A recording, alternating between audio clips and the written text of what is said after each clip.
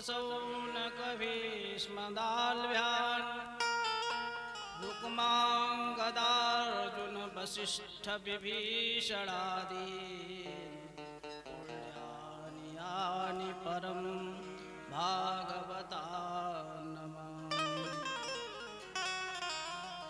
गुरुर्ब्रह्मा गुरुर्विष्णुः गुरुर्देवो महेश्वरः गुरुः साक्षात् परब्रह्म तस्मै श्री गुरवे नमः। श्री सीताराम महाराज की।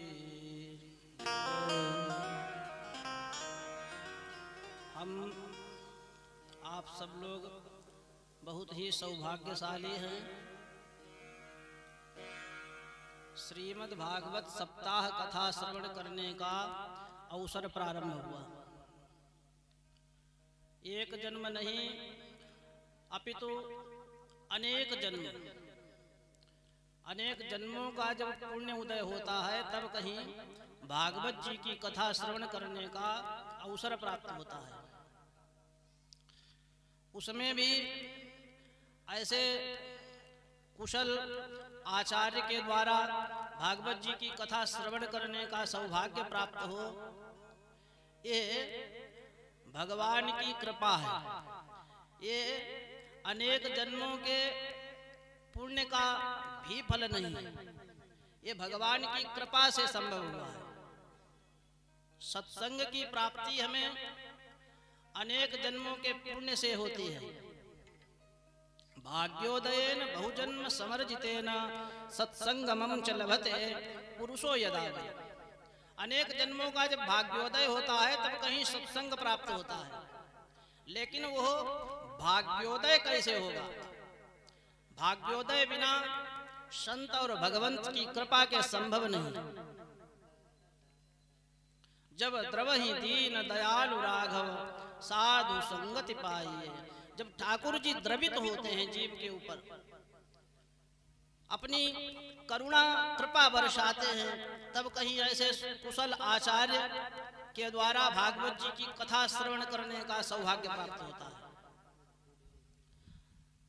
इस स्थान पर आचार्य जी एक दिन रात में लाए थे।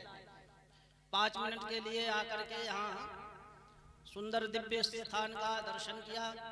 उस समय हमने कहा था आचार्य जी से, ये स्थान सिद्ध स्थान है। जैसे विश्वामित्र जी के आश्रम का नाम था सिद्धाश्रम, लेकिन वो सिद्धाश्रम तब बना, वास्तव में तब सिद्धाश्रम बना जब राम लक्ष्मण को ले जाकर के विश्वामित्र ने और अपने यज्ञ के कार्य का संपादन किया। तब स्वयं राम जी ही कहते हैं सिद्धाश्रम भव सिद्धो। आज जो है ये सिद्धाश्रम सिद्ध आश्रम हो गया जब राम जी ने उस यज्ञ की पहरेदारी करते हुए, और यज्ञ का संपूर्ण जो है तक नहीं है।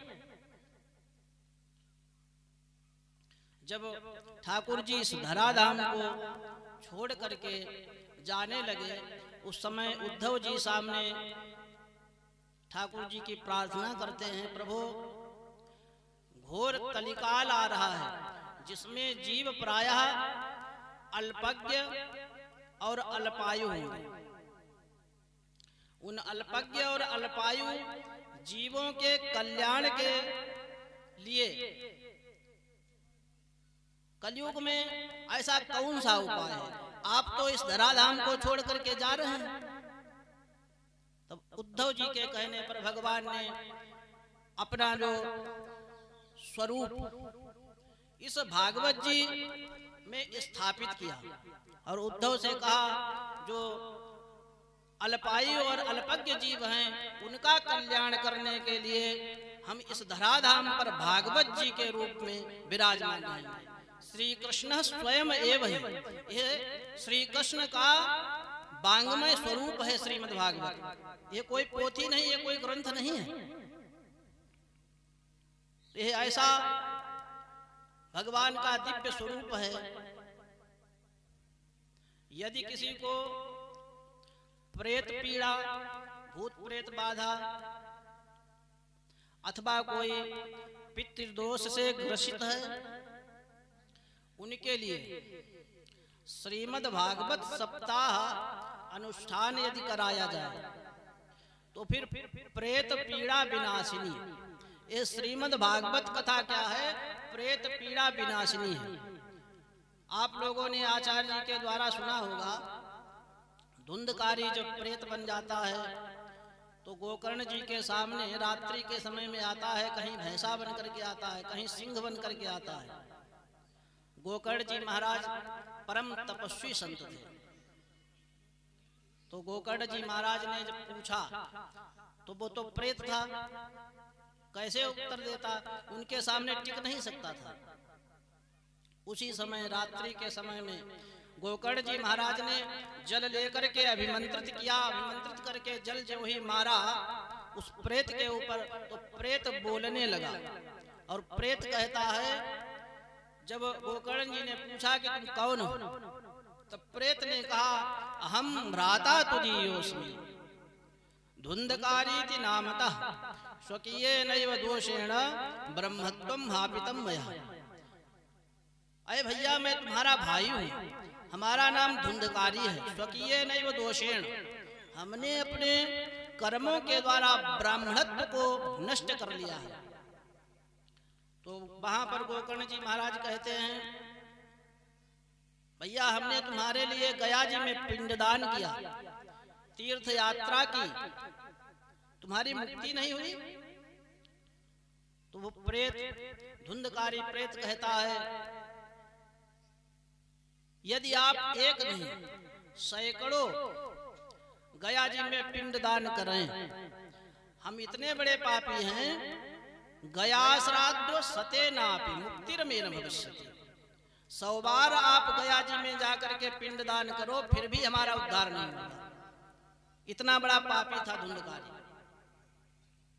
तब गोकर्ण जी महाराज ने दूसरे दिन भगवान सूर्य से उपाय पूछा। भगवान सूर्य की गति को अपने तपोबल के द्वारा स्तंभित कर दिया। सूर्य रुक गए, और जब गति स्तंभित हुई तो भगवान सूर्य ने गोकर्ण जी से कहा कि तुम्हारा भाई इतना पापी है कि 100 बार गया जी में पिंडदान किया जाए फिर भी इसका उद्धार नहीं होगा, लेकिन एक उपाय है। वो क्या है? वो उपाय भगवान सूर्य ने प्रत्यक्ष में आकर के कहा, श्रीमद् भागवतान मुक्ति सप्ताहम वाचनम कुरु। श्रीमद् भागवत सप्ताह कथा इसको श्रवण कराओ तो इसकी जो है मुक्ति हो जाएगी। श्रीमद् भागवती वार्ता प्रेत पीड़ा विनाशिनी। यह दिव्य ठाकुर जी का स्वरूप। हमारी तो ठाकुर जी से यही प्रार्थना है, आप सब लोगों का, और आप सब लोगों का ही नहीं अभी पूरे गांव का और पूरे क्षेत्र का ठाकुर जी सभी कल्याण करें, ऐसी हमारी भावना है। और निश्चित ही कल्याण करें, नहीं कल्याण होगा। यदि हम श्रवण ठीक से हमारा होगा तो फिर कल्याण भी होगा। और कदाचित सही से श्रवण न कर पाया तो श्रीमद् भागवत जी जो यहाँ पर विराजमान है, इनका दर्शन मात्र से ही इस जन्म में नहीं तो अगले जन्म में, अगले जन्म में नहीं तो अगले जन्म में, एक न एक दिन जब प्रलय हो जाता है तो प्रत्येक जीव ठाकुर जी में ही समाहित होता है, भगवान में ही समाहित होता है। तो निश्चित है कि कल्याण आप लोगों का होगा, नहीं हो गया है।